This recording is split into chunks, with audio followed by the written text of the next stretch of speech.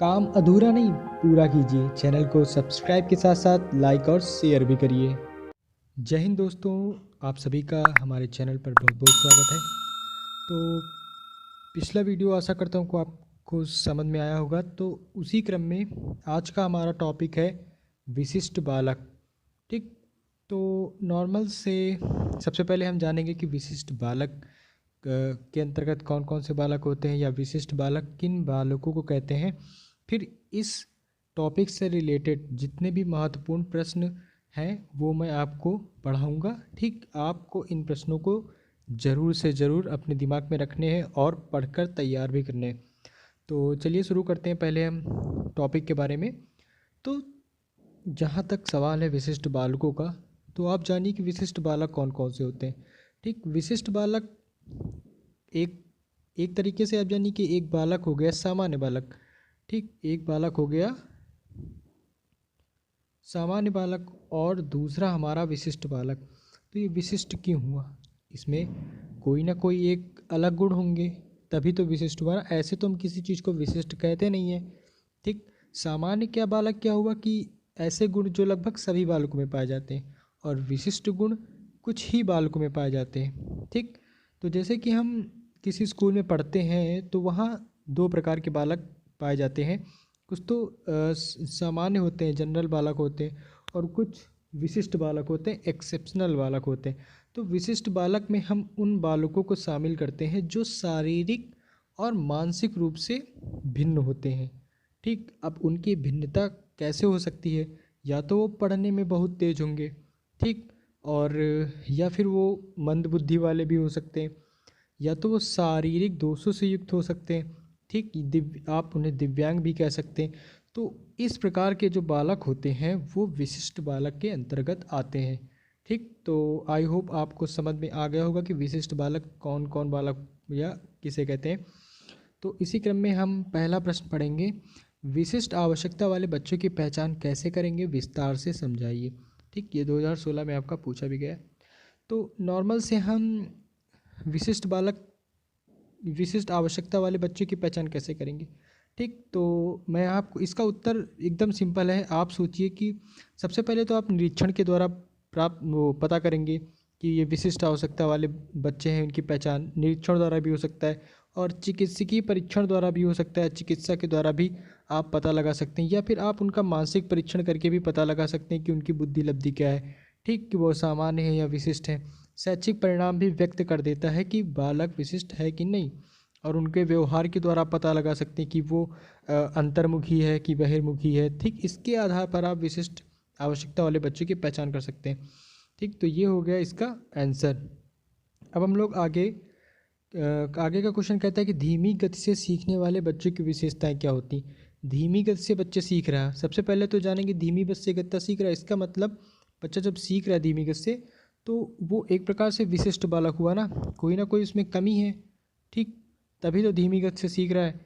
तो उसके कौन कौन से कारण हो सकते हैं? तो एक तो कारण आपको सबसे पहले जो देखने पे मिलता है वो उसका हो गया शारीरिक कारण हो गया, या शारीरिक नहीं, हमें यहाँ विशेषताएं पूछ रहा है, तो शारीरिक विशेषता हो गई। ठीक, तो शारीरिक विशेषताओं, शारीरिक रूप से कुछ बालक जो बाधित होते हैं उनकी जो सीखने की गति होती है वो धीमी हो सकती है। ठीक, तो इसमें धीमी गति से सीखने वाले बच्चे में पॉइंट है मानसिक, शारीरिक शारीरिक व मानसिक, ये तीन प्रकार के, क्योंकि मतलब वो मानसिक हो सकता है, शारीरिक भी हो सकता है, और मानसिक और शारीरिक दोनों भी हो सकता है। ठीक, तो तीनों प्रकार की विशेषताओं वाले बच्चों का शारीरिक व मानसिक विकास धीमी गति से होता है और इनमें परिपक्वता भी देर से आती है। ठीक, ये पॉइंट तो एकदम सिंपल है कि अगर मानसिक रूप से भी वो कोई विकार होगा या शारीरिक रूप से विकार होगा या दोनों प्रकार से विकार होंगे तो वो चीज़ों को ग्रहण नहीं कर सकता। ठीक, तो इस प्रकार वो पॉइंट आपको समझ में आ गया होगा। अवधारणा शक्ति का विकास, अवधारणा मतलब किसी चीज़ को वो बच्चा कितना धारण कर सकता है। ठीक, तो ये हो गई अवधारणा शक्ति। अब धीमी गति से सीखने वाले बच्चों में जो धारण शक्ति होता है उसका भी अभाव होता है, और कुछ बच्चे जो होते हैं वो असुरक्षा का भाव उनके अंदर होता है। ठीक, तो ये भी एक धीमी गति से सीखने वाले बच्चों का कारण हो सकता है कि जो बच्चे धीमी गति से सीखते हैं। और अभिव्यक्ति और संप्रेषण, मतलब क्या होते हैं कि वो एक तो अंतर्मुखी प्रवृत्ति के हो सकते हैं, जिससे कि वो कक्षा में बैठे रहते हैं और अपने भावों को व्यक्त नहीं करते। कोई भी समस्या आती तो वो शिक्षक के सामने रखते नहीं हैं, तो ये अभिव्यक्ति हो गई। और अन्य बच्चों से वो बात करना पसंद भी नहीं करते, अपना मतलब कोने में बैठे रहते हैं और खुद में ही खुद खुद मतलब अंतर्मुखी प्रकार के होते हैं। ठीक, तो क्या हुआ कि अभिव्यक्ति और संप्रेषण क्षमता का अभाव होता है। ठीक, धीमी गति से सीखने वाले बच्चों में कल्पना शक्ति कम होती है, साथ ही दूरदर्शिता का भी अभाव होता है। ठीक, तो ये पॉइंट। और पांचवा लास्ट है समस्याग्रस्त। तो धीमी गति से सीखने वाले बच्चों में सामाजिक, सांस्कृतिक, शैक्षिक समस्याएं भी पाई जाती हैं। ठीक, तो ये जो पॉइंट थे, ये धीमी गति से सीखने वाले बच्चों की विशेषताएं थी किन किन ये मतलब ऐसी विशेषताएं होती हैं उन बच्चों में जो धीमी गति से सीखते हैं। अब हमारा अगला है शैक्षिक रूप से पिछड़े बच्चों की शिक्षा की व्यवस्था कैसे करेंगे। ठीक, जो बच्चे शिक्षा में पिछड़ चुके हैं, ठीक, उनकी शिक्षा की व्यवस्था आप कैसे करेंगे। ठीक, तो शैक्षिक रूप से पिछड़े बच्चों की शिक्षा व्यवस्था हम निम्नलिखित बिंदुओं पर की जा सकती है। तो सबसे पहला बिंदु है सहानुभूति व्यवहार द्वारा। अब कोई बच्चा शैक्षिक रूप से पिछड़ चुका है तो आप उसे मोटिव करेंगे, मोटिवेट करेंगे। ठीक, उसे प्रेरक प्रसंग सुनाएंगे या फिर सहानुभूति उसके प्रति अपना सहानुभूति का र्यूडली पेश नहीं आएंगे, सहानुभूति के व्यवहार द्वारा। ठीक, आप उसकी शिक्षा की व्यवस्था कर सकते हैं। और धीमी गति से आप पढ़ाएंगे। अगर वो बच्चा थोड़ा कम सीख पाता है तो आप ज़रूरी थोड़ी ना कि आप तेज तेज पढ़ा के अपना कोर्स ख़त्म करवा लें, तो आप उसे धीमी गति से पढ़ाएंगे ना, क्योंकि सीखना ज़रूरी होता है। और उसे व्यावसायिक प्रशिक्षण देंगे और उसके लिए विशेष विद्यालयों की स्थापना करेंगे। ठीक, कि उसके अनुरूप शिक्षक हों, जिससे कि वो उसको शिक्षा प्राप्त करा सके। और श्रव्य दृश्य साधनों का भी प्रयोग कराएंगे। ठीक, और भी इसके और भी ये कि आत्मविश्वास में वृद्धि करा के, पिछड़ेपन का पता लगा के, श्रेणीहीन कक्षा के द्वारा, उपचारात्मक कक्षाओं द्वारा और क्रियात्मक विधियों के प्रयोग द्वारा बार बार बताना, मानसिक स्वास्थ्य पर ध्यान देकर, दूषित परीक्षा प्रणाली में सुधार द्वारा और सभी का सहयोग लेकर, सहयोग भी काफ़ी बड़ी चीज़ होती है, और शैक्षिक परिभ्रमण द्वारा, मनोवैज्ञानिक निर्देशन द्वारा। ठीक, तो ये कुछ बिंदु थे जिनके द्वारा हम शैक्षिक रूप से पिछड़े बच्चों की शिक्षा की व्यवस्था कर सकते हैं। ठीक, और अगला हमारा क्वेश्चन है कि अस्थिबाधित बच्चों की शिक्षा किस प्रकार दी जा सकती है। तो अस्थिबाधित यानी उनको अस्थियों से संबंधित समस्या है। ठीक, तो ये भी है कि अस्थिबाधित बच्चों की शिक्षा प्रणाली को अधिक प्रभावशाली बनाने के लिए कुछ विशिष्ट सामग्रियों का प्रयोग किया जाता है, जिन्हें श्रव्य दृश्य सामग्री कहते हैं। भारत में श्रवण उद्दीपन ही शिक्षण का आधार है। ठीक, और अस्थिबाधित बच्चों के लिए ये कुछ विधियां हैं। ठीक, पेपर में आ सकता है कि अस्थिबाधित बच्चों के लिए कौन कौन सी शिक्षा की विधि हम लोग अपना सकते हैं। तो खेल विधि, आगमन व निगमन विधि, ह्यूरिस्टिक विधि, प्रोजेक्ट विधि, मॉन्टेसरी विधि, किंडरगार्टन एवं डाल्टन विधि, इकाई योजना विधि द्वारा शिक्षा दी जा सकती है। तो इस प्रकार हम अस्थिबाधित बच्चों को शिक्षा प्रदान कर सकते हैं। तो ये कुछ पॉइंट्स थे। इसी क्रम में हम लोग आगे चलते हैं तो आता है कि समस्यात्मक बालकों से क्या अभिप्राय है। ठीक, समस्यात्मक बालक यानी ऐसे कुछ बालक होते नहीं है क्लास में कि मतलब शांति से तो बैठेंगे नहीं, प्लस शिक्षकों को भी परेशान करेंगे, या ऐसा घर में भी हो सकता है। मतलब एक समस्या क्रिएट करते ही रहते हैं। तो ऐसे बालकों को हम समस्यात्मक बालक कहते हैं। कि वो क्या होता है कि मतलब समस्या, तो आप पढ़िए ये समस्यात्मक बालक वे हैं जिनका व्यवहार गंभीर रूप से असाधारण होता है और वह उनके व्यक्तित्व के लिए समस्या बन जाता है, जैसे चोरी करने, झूठ बोलने, मतलब ऐसी जो गंभीर समस्याएं, जैसे चोरी करना, झूठ बोलना, ये सब उनके अंदर आने आने का डर रहता है या उनके व्यक्तित्व के लिए समस्या बन जाता है। ठीक, तो ऐसे बालक समस्यात्मक बालक होते हैं। अभी ऊपर हमने एक क्वेश्चन पढ़ा था कि धीमी गति से सीखने वाले जो बच्चे की विशेषताएं। अब पूछ रहा है यहाँ पे धीमी गति से सीखने के कौन कौन से कारण होते हैं। तो धीमी गति से सीखने के अनेक कारण हैं। तो पहला यहाँ आर्थिक परिस्थिति या गरीबी है। ठीक, बच्चा आर्थिक रूप से कमज़ोर है या गरीबी से ग्रस्त है तो वो कहाँ सीख सकता है। उसके लिए जब ज़रूरी सुविधाएं मुहैया नहीं कराई जाएंगी तब तक तो वो सही से पढ़ भी नहीं सकता, और जब पढ़ नहीं सकता तो अगर सीखेगा तो धीमी गति से ही सीख सकता है। और संवेगात्मक घटक भी हो सकता है और परिवार के सदस्यों का मानसिक स्तर भी हो सकता है। ठीक, और व्यक्तिगत घटक भी हो सकता है। ठीक, तो ये कारण हो सकते हैं धीमी गति से सीखने के। ठीक है, तो इसी प्रकार हम अगले क्वेश्चन नंबर 7 की बात करेंगे कि प्रतिभाशाली बच्चों की पहचान कैसे की जा सकती है। यार कोई बच्चा जो रहेगा वो इंटेलिजेंट है या प्रतिभाशाली है तो आप कैसे जान सकते हैं। सबसे पहले तो आप खुद सोचिए कि हम डायरेक्टली डायरेक्टली साक्षात्कार कर सकते हैं, उससे प्रश्न पूछ सकते हैं या उसका रिजल्ट देख सकते हैं, ठीक। या हम उसने अपने पढ़ाई के दौरान जितनी भी उपलब्धियां पाई हैं उनको देख सकते हैं, या बुद्धि परीक्षण के द्वारा, ठीक। तो ऐसे ही यहाँ पे पॉइंट दिया हुआ है कि हमारे देश में प्रतिभाशाली बच्चों की संख्या कुल संख्या का 10% होता है। इनके पहचान के लिए निम्नलिखित विधियाँ प्रयोग किया जाती, जैसे संचयी अभिलेख पत्र, साक्षात्कार, उपलब्धि परीक्षण, बुद्धि परीक्षण, अभिभावक के विचार सृजनात्मक परीक्षण, अभिक्षमता परीक्षण, ठीक। तो इन परीक्षणों के द्वारा पहचान की जा सकती है। हमारे देश में राज्य तथा राष्ट्रीय स्तर पर प्रतिभाशाली बालकों की पहचान के लिए मुख्य रूप से उपलब्धि तथा बुद्धि परीक्षण ही प्रयोग किए जाते हैं, ठीक है। अगला है कि समस्यात्मक बालक कौन होते हैं, इनकी पहचान कैसे करेंगे, ठीक। फिर आ गया वही प्रश्न, हम इसको थोड़ा डिटेल में पढ़ेंगे। हाँ, तो मैं पढ़ता हूँ। समस्यात्मक बच्चों से तात्पर्य उन बच्चों से है जो परिवार एवं कक्षा तथा विद्यालय में भांति भांति की समस्याएं उत्पन्न करते हैं, ठीक। आप सभी ने देखा होगा, आपकी क्लास में खुद ऐसे बालक होंगे या हो सकता है आप खुद रहे हो, ठीक। तो टॉपिक पे आते हैं। ऐसे बालकों का व्यवहार सामान्य प्रकार के बालकों से भिन्न होता है। ऐसे बालक अपने अध्यापकों के लिए समस्या बने रहते हैं, जैसे चोरी करने वाले, झूठ बोलने वाले, विद्यालय से भाग जाने वाले, क्रोधी, गृह कार्य न करने वाले तथा कक्षा में देर से आने वाले बच्चे, ठीक है। तो ये समस्यात्मक बालक हो गए। अब समस्यात्मक बालकों की पहचान निम्न प्रकार से हम कर सकते हैं, ठीक। उनका भी हम इसी कुछ विधियां हैं, जैसे निरीक्षण विधि द्वारा, साक्षात्कार द्वारा, अभिभावकों शिक्षकों तथा मित्रों से वार्तालाप, कथात्मक अभिलेख, संचयी अभिलेख और मनोवैज्ञानिक परीक्षण द्वारा। तो इन परीक्षणों के द्वारा हम इनकी पहचान कर सकते हैं, ठीक है। तो आगे चलते हैं। अगला क्वेश्चन है हमारा कि प्रतिभाशाली बालकों की शिक्षा व्यवस्था किस प्रकार होनी चाहिए।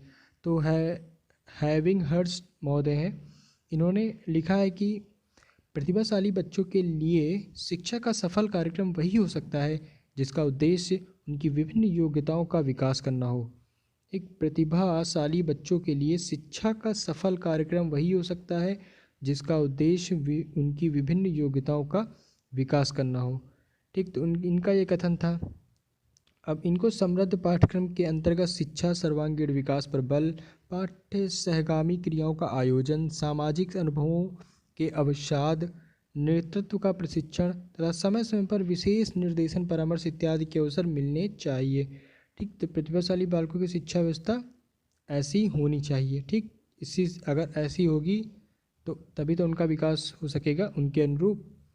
अगला क्वेश्चन है हमारा कि शैक्षिक रूप से पिछड़े बालकों हेतु उपचारात्मक कार्यक्रमों का उल्लेख कीजिए, ठीक। तो समावेशी बालकों की शिक्षा है तो वर्तमान समय में संपूर्ण विश्व में विभिन्न कार्यक्रम लागू किए गए हैं और इनका विवरण यहाँ पे दिया गया है, ठीक। तो पहला है कि समावेशी बालकों की योग्यता को और अधिक जागृत करने के लिए निःशुल्क व उपयुक्त शिक्षा की व्यवस्था की जाए। तो सबसे पहले क्या, निःशुल्क और उपयुक्त शिक्षा, ठीक। और जो बालक बाधित हैं और जो बालक सामान्य हैं उनके लिए शिक्षा का स्वरूप एक ही रखा जाए, अलग अलग शिक्षा का स्वरूप ना हो, ठीक। और अपंग बालकों को भी सामान्य बालकों के साथ शिक्षा दी जाए, ठीक। ऐसे ही दृष्टि बाधित, वाणी बाधित, श्रवण बाधित बालकों को जहाँ तक संभव हो सके सामान्य बालकों के साथ ही शिक्षा दी जाए। एक पाँचवा पॉइंट है भावनात्मक रूप से विकृत तथा प्रतिभाशाली सृजनात्मक बालकों को भी सामान्य बालकों की शिक्षा संस्था में प्रवेश दिया जाए, ठीक। यदि इन बालकों को थोड़ा सा संवेगात्मक प्रभाव प्राप्त होगा तो ये बालक भी सामान्य बालकों की भांति अपना जीवन यापन कर सकते हैं। तो कहने का अर्थ यह हुआ कि जो हमारे विशिष्ट बालक हैं उनको सामान्य बालकों की तरह ही अगर हम शिक्षा प्रदान कर सकते हैं तो वो भी सामान्य बालकों की तरह अपना विकास कर सकते हैं। सन 1978 में राष्ट्रीय अनुसंधान परिषद ने समावेशी बालकों के लिए कुछ प्रावधान प्रस्तुत किए जो निम्नलिखित हैं, ठीक। इन प्रावधानों को हम लोग पढ़ते हैं। तो समावेशी तथा सामान्य बालकों को एक ही कक्षा में प्रवेश, ठीक, ये पॉइंट हो गया। और आवश्यकता के अनुसार विकृत बालकों का विशिष्ट कक्षा में प्रवेश, शिक्षा कार्यों के लिए संसाधन उपलब्ध कराना, विकृत बालकों के लिए पुनर्वास सुविधा देना, सामान्य पाठ्यक्रम लेना तथा आवश्यकता अनुसार विकृत बालकों के पाठ्यक्रम में परिवर्तन करना, ठीक। अगला है पाठ्यक्रम में प्रवेश निर्धारण के लिए शिक्षण विधियों एवं सामग्री का प्रयोग तथा समायोजन करना, सातवां है शिक्षण में आवश्यकता अनुसार सहायक उपकरण तथा सामग्री का उपयोग करना। ठीक, तो जो 1978 में राष्ट्रीय अनुसंधान परिषद ने समावेशी बालकों के लिए कुछ प्रावधान किए थे, ये थे कुछ प्रावधान। तो समझ में आ गया होगा इतना। अगला हम लोग पढ़ते हैं बाल अपराध। ठीक, तो बाल अपराध के यहाँ पे कारण बताए गए कि बाल अपराध के कौन कौन से कारण हैं। तो बाल अपराध के कारण आप ये भी लिख सकते हैं कि विघटित परिवार, ठीक, मतलब एक साथ परिवार का ना होना, उनका विखंडन होना या विघटन होना, और गरीबी भी इसका कारण हो सकता है, और निर्योग्य माता पिता भी, और उनके साथ अगर उपेक्षित व्यवहार किया जाता है तो ये भी इसका कारण हो सकता है। अनैतिकता तथा अनुशासनहीनता भी बाल अपराध के प्रमुख कारण हो सकते हैं। तो इसी क्रम में हमारा अगला क्वेश्चन है कि अस्थिबाधित बालकों की समस्याएं बताना है और उनके लिए शिक्षा की व्यवस्था कैसे करनी है। तो सबसे पहले हम समस्याएं पढ़ेंगे। समस्याएं क्या, पहला है आत्मविश्वास का अभाव। ठीक, ये सबसे बड़ी समस्या होती है कि जो अस्थिबाधित बालक हैं उनमें ऐसी भावना होती है कि वो किसी काम को नहीं कर सकते, पर ऐसा नहीं है, वो जो चाहे वो काम कर सकते हैं। ठीक, तो आत्मविश्वास का अभाव हो सकता है, और आत्महीनता की भावना होती है, और एकाकीपन की समस्या होती है, वो खुद को अकेला महसूस करते हैं और अकेले रहने की कोशिश करते हैं। ठीक, तो ये समस्याएं हैं। अगर हमें उनकी शिक्षा की व्यवस्था करनी है तो उसमें हमें क्या करना चाहिए। तो इनके लिए उनके उठने बैठने के लिए उचित फर्नीचर की व्यवस्था होनी चाहिए। ठीक है, इन बालकों के लिए एक स्थान पर बैठकर खेले जाने वाले खेलों का आयोजन करना चाहिए। ठीक, तो शिक्षा व्यवस्था में ये 2 पॉइंट हो गए। तीसरा है कि इन बालकों के लिए व्यावसायिक प्रशिक्षण व निर्देशन किया जाना चाहिए। ठीक, इससे उनको काफ़ी मदद मिलती है, और वो उनके मतलब जिन अंगों में विकार है उनके लिए उन्हें कृत्रिम अंग उपलब्ध कराए जाने चाहिए, और शिक्षकों को इन बालकों की सीमाओं को देखते हुए क्रियाएं आयोजित की जानी चाहिए कि वो बालक कितना कर सकते हैं। ठीक, तो ये थी हमारी समस्याएं और शिक्षा व्यवस्था अस्थिबाधित बालकों की। ठीक, अब अगला हमारा है कि लेखन अयोग्यता से आप क्या समझते हैं। लेखन अयोग्यता मतलब अगर लेखन में जो अयोग्यता होती है उसको हम लोग क्या बोलते हैं, डिसग्राफिया। ठीक, तो इसको आप याद रखिएगा। तो हमारा प्रश्न है लेखन अयोग्यता से आप क्या समझते हैं। तो लेखन संबंधी योग्यता को, जो लेखन संबंधी योग्यता होती है उसको डिस्ग्राफिया कहते हैं, डिस्ग्राफिया के नाम से जाना जाता है। लेखन संबंधी योग्यता को लिखा है यहाँ पे। ठीक, तो इस लेखन संबंधी योग्यता नहीं, लेखन विकार जो होता है उसको हम लोग डिस्ग्राफिया बोलते हैं। ठीक, अयोग्यता जो होती है उसको हम लोग डिस्ग्राफिया बोलते हैं। तो इस अयोग्यता के कारण छात्र जो होते हैं वो निश्चित लेखन नियमों का पालन न करते हुए खराब लेखन करने लगता है। इसमें छात्रों के द्वारा किया गया लेखन मापदंडों के आधार पर खरा नहीं उतरता है, इसलिए इसे एक दोष माना जाता है। इस प्रकार के दोष के कारण भाषाई विकास में अवरोध उत्पन्न होता है। ठीक, तो ये लेखन अयोग्यता थी। लेखन अयोग्यता का आशय उस अमानकीय लेखन की व्यवस्था से है जो अक्षरों की अनुचित बनावट, अनुचित दूरी एवं सिरो रेखा के अभाव को प्रदर्शित करता है तथा सुलेख की श्रेणी में नहीं आता। ठीक, तो लेखन अयोग्यता का यही अर्थ हुआ कि कोई जो बालक है वो लिखने के जो पैमाने निश्चित किए गए हैं उनके आधार पर वो खरा नहीं उतरता है। ठीक, तो ये थी लेखन अयोग्यता। अब अगला है कि शारीरिक अक्षमता तथा विकलांगता को परिभाषित करिए। तो विकलांग बालकों से अभिप्राय उन बालकों से होता है जो साधारण या सामान्य बालकों से मानसिक, शारीरिक, संवेगात्मक दृष्टि से दोषपूर्ण होते हैं। अर्थात वह सामान्य बालक जिसमें अर्थात वह असामान्य बालक जिसमें सामान्य बालकों की तुलना में कोई शारीरिक, मानसिक, संवेगात्मक और सामाजिक कमियां दोष हो जाते हैं, जिसके फलस्वरूप उसकी उपलब्धि अधूरी रह जाती है, विकलांग या अपंग बालक कहलाता है। ठीक दोस्तों, तो यहाँ से आपको ये समझ में आ गया होगा। ठीक, तो अब हम लोग हमारा अगला है कि अपवंचित बालक का क्या अर्थ होता है, या वंचन से क्या अर्थ होता है, या अपवंचन से क्या अर्थ होता है। इनका अर्थ एक ही है। तो अपवंचन का अर्थ सबसे पहले इसको पढ़ते हैं कि जन्म के उपरांत से ही बालक निरंतर विकसित होता है। यह विकास वंशानुक्रम के प्रभाव के अंतर्गत वातावरण के आधार पर होता है। वातावरण का गुणात्मक प्रभाव बालक के विकास में सहायक होता है। प्रत्येक बालक का अधिकार है कि वह अपना विकास प्राप्त अभिवृद्धि और योग्यताओं की सीमा तक करे, और शिक्षा का उद्देश्य है कि बालक का विकास पूर्णतः हो।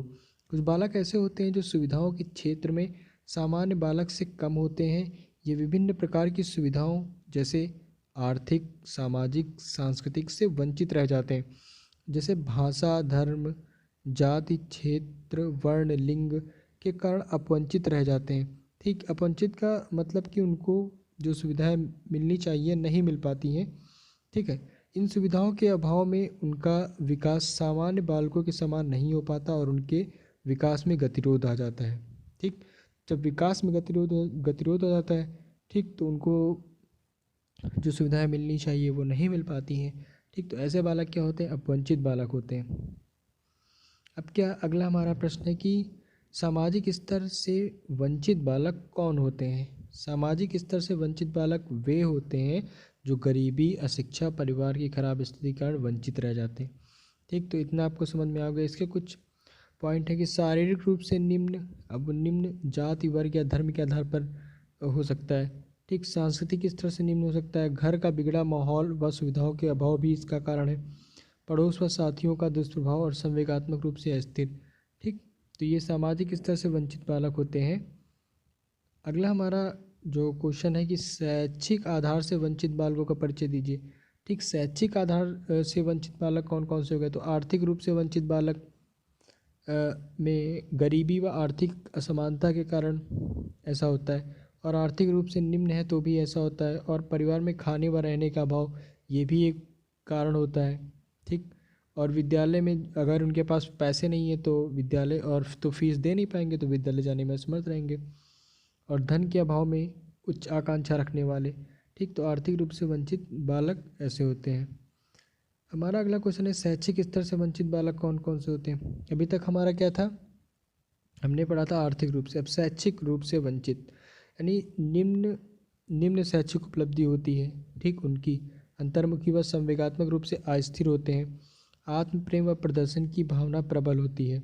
समस्या का समाधान नहीं कर पाते, समस्या का समाधान नहीं कर पाते। असुरक्षा की भावना से पीड़ित तथा विद्यालय में समायोजित नहीं होते। विद्यालय सामग्री व पुस्तकों के अभाव में नहीं पढ़ पाते। सुविधाओं के बाद भी खराब आदतों के कारण से पढ़ने से वंचित। स्मृति व रुचि के प्रभाव के कारण ना पढ़ पाना। ठीक, तो शैक्षिक रूप से वंचित बालक होते हैं। अब हमारा है कि पिछड़े बालक कौन कौन से होते हैं, या पिछड़ा बालक कौन कौन से होते हैं? सामान्य रूप से सभी जानते हैं पिछड़ा का क्या अर्थ होता है कि मतलब अपने कार्य में अपने समान साथियों से पीछे रह जाना। ठीक, ये इसका शाब्दिक अर्थ होता है। परंतु शिक्षा के संबंध में इसका अर्थ है कि छात्र जब अपनी आयु के अनुरूप कक्षा में ना होकर उससे पीछे रहता है तो उसे पिछड़ा हुआ बालक कहते हैं। ठीक, मतलब कि अगर बालक की आयु एक मान लीजिए बालक की आयु 14 वर्ष है। ठीक, तो 14 वर्ष में तो कक्षा 8 या 9 में होना चाहिए, लेकिन वो कक्षा 6 में पढ़ रहा है तो पिछड़ा बालक हुआ, फिर वो पढ़ने में कितना ही होशियार क्यों ना हो। ठीक, वही बात यहाँ पे कही गई है कि यहाँ पे आप देखिए कि शिक्षा के संबंध में इसका अर्थ है कि छात्र जब अपनी आयु के अनुरूप कक्षा में ना होकर उससे पीछे रहता है तो हम पिछड़ा हुआ बालक कहते हैं, चाहे वह अपनी कक्षा में कितना होशियार क्यों ना हो। इस दृष्टि से हम 10 वर्षीय बालक यदि तीसरी कक्षा में पढ़ता है तो उसे हम पिछड़ा हुआ कहेंगे, भले ही वह अपनी कक्षा में सबसे होशियार क्यों ना। तो आई होप ये आपको समझ में आ गया होगा। तो अगला है कि हम जो पिछड़ा बालक उनकी पहचान कैसे करेंगे? तो पहचान करने के लिए आप वही क्लास वाला मेथड अपना सकते हैं कि पिछड़े बालक की पहचान एक उदाहरण है कि मान लीजिए एक छात्र की जो एज है, आयु है, वो 14 वर्ष है, लेकिन 14 वर्ष है तो उसकी आयु के अनुसार भाई उसे कक्षा 9 में होना चाहिए, लेकिन वह कक्षा 6 या 7 या 8 इनमें से किसी में भी हो, अथवा 9वीं कक्षा में हो तो है, परंतु 9वीं कक्षा के मध्य सत्र में भी वह 8वीं कक्षा का कार्य करने में भी असमर्थ है। मतलब कि 9वीं कक्षा में लेकिन अपनी उससे छोटी कक्षाएं उनका कार्य नहीं कर सकता, तो उसे हम शैक्षिक दृष्टि से पिछड़ा हुआ कहेंगे। ठीक, तो ये आपने पहचान कर ली। अब है कि निरीक्षण द्वारा पिछड़ेपन की पहचान कैसे करेंगे? तो निरीक्षण की दृष्टि से पिछड़ेपन को पहचानने के लिए यह देखने का प्रयास करेंगे कि जो आप मतलब आपके द्वारा पूछे गए प्रश्नों अथवा उनके सामने रखी गई समस्याओं का समाधान कौन बालक किस सीमा तक कर पाता है। ठीक, और दूसरा है कि कक्षा में विषय को पढ़ाते समय उससे संबंधित बातों को पढ़ाए जाने में बालक कितना अधिक भाग लेता है, इसके द्वारा भी आप जान सकते हैं उसका ध्यान पाठ पर है या कहीं। ठीक, इसके आधार पर भी समय समय पर जो ली जाने वाली साप्ताहिक, मासिक, त्रैमासिक, अर्धवार्षिक एवं वार्षिक परीक्षाओं में उसे सामान्य से अधिक मिले हैं या कम। ये भी एक आधार हो सकता है। कक्षा में किसी बात का उत्तर देने के लिए उत्साहित है कि नहीं। ठीक, तो यदि यह देखने के यह इतना तो आप देखेंगे। यह देखने के पश्चात यह देखिए कि बालक जो है वो कक्षा कार्य में असमर्थ है, कोई बात उसकी समझ में देर से आती है, सामान्यतः हीन भावना से दबा रहता है, किसी भी परीक्षा में अच्छे अंक प्राप्त नहीं करता, पढ़ाई में रुचि नहीं लेता। ठीक, तो इन सब का निरीक्षण करने के बाद जो 5 पॉइंट लगा है, 5 जो पॉइंट यहाँ पे दिए गए हैं, ये भी देखिए कि वो बालक अगर इस तरह है, ठीक है, तो हम मतलब बालक पिछड़ा बालक है और हम उसकी पहचान इन आधारों पर कर सकते हैं। अब यहाँ पे है कि पिछड़े जो बालक उनकी विशेषताएं। ठीक, तो कुपुस्वामी के अनुसार पिछड़े बालक में निम्न विशेषता पाई जाती हैं। तो पिछड़ा रहेगा तो भाई सीखने की गति तो धीमी होगी, और अगर धीमी गति सीखने अगर पिछड़ा है तो भाई निराशा का भी अनुभव करेगा और समाज विरोधी कार्यों की प्रवृत्ति होगी। व्यवहार संबंधी समस्याओं की अभिव्यक्ति, जन्मजात योग्यताओं की तुलना में कम शैक्षिक उपलब्धि। ठीक है, और ये सामान्य विद्यालय में पाठ्यक्रम से लाभ उठाने में असमर्थता, सामान्य शिक्षण विधियों द्वारा शिक्षण ग्रहण करने में विफलता, मंद बुद्धि, सामान्य बुद्धि, अतिश्रेष्ठ बुद्धि का प्रमाण। ठीक, मानसिक रूप से अस्वस्थ और असमायोजित व्यवहार, बुद्धि परीक्षणों में निम्न बुद्धि लब्धि यानी 90 से 110 तक। बुद्धि परीक्षण में निम्न बुद्धि लब्धि यानी 90 से 110 समान होती है, लेकिन अगर इससे भी कम रहे। ठीक है, विद्यालय कार्यों में सामान्य बालकों के समान प्रगति करने की अयोग्यता, अपनी और उससे नीचे की कक्षा का कार्य करने में असमर्थता। ठीक, तो कुपुस्वामी ने पिछड़े बालक की विशेषताएं बताई हैं। तो अभी मैं यहाँ पे विशिष्ट बालक में जो लघु उत्तरीय प्रश्न थे इनको पढ़ा रहा था। ठीक, आशा करता हूँ कि ये जितने भी प्रश्न आपको समझ में आ गए होंगे। तो ये पहला पार्ट था। अब इसका जो दूसरा पार्ट बनेगा उसमें मैं आपको लघु उत्तरीय प्रश्नों के बारे में जानकारी दूंगा। ठीक है, नहीं ये काफ़ी लंबा वीडियो हो जाएगा। ठीक है, तो वीडियो में अंत तक बने रहने के लिए आपका बहुत बहुत धन्यवाद।